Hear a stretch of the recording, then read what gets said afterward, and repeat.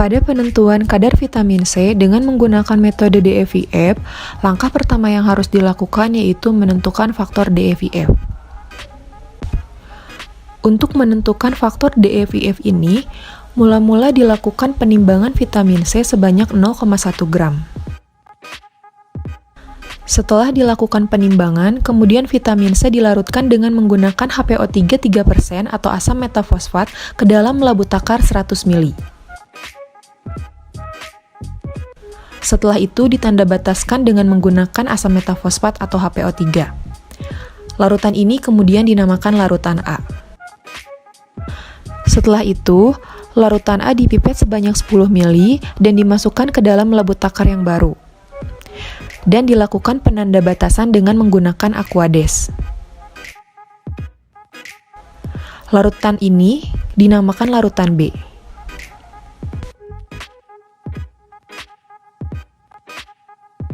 Selanjutnya, larutan B dipipet sebanyak 5 ml ke dalam Erlenmeyer.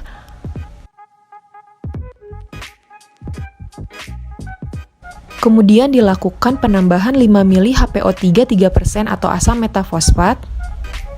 Setelah itu, dilakukan proses titrasi dengan menggunakan larutan DEVF hingga didapat titik akhir titrasi berwarna merah muda. Selain itu, pada penentuan kadar vitamin C dengan menggunakan metode titrasi DEVF dilakukan penentuan blanko, yang mana pada prosesnya dilakukan dengan memipet 10 ml HPO3 atau asam metafosfat ke dalam Erlenmeyer dan dilakukan titrasi dengan menggunakan larutan DEVF hingga didapat titik akhir titrasi berwarna merah muda. Untuk menentukan kadar vitamin C pada sampel, mula-mula dilakukan penimbangan sampel sebanyak 5 gram. Setelah itu dilakukan penambahan 5 ml HPO3 atau asam metafosfat. Kemudian dilarutkan ke dalam labu takar 100 ml dan ditandabataskan kembali dengan menggunakan HPO3 atau asam metafosfat. Setelah ditandabataskan, kemudian dilakukan pemipetan larutan sebanyak 10 ml ke dalam Erlenmeyer. Selanjutnya dilakukan proses titrasi dengan menggunakan larutan DEVF hingga didapat titik akhir titrasi berwarna merah muda. Proses titrasi ini dilakukan secara duplo.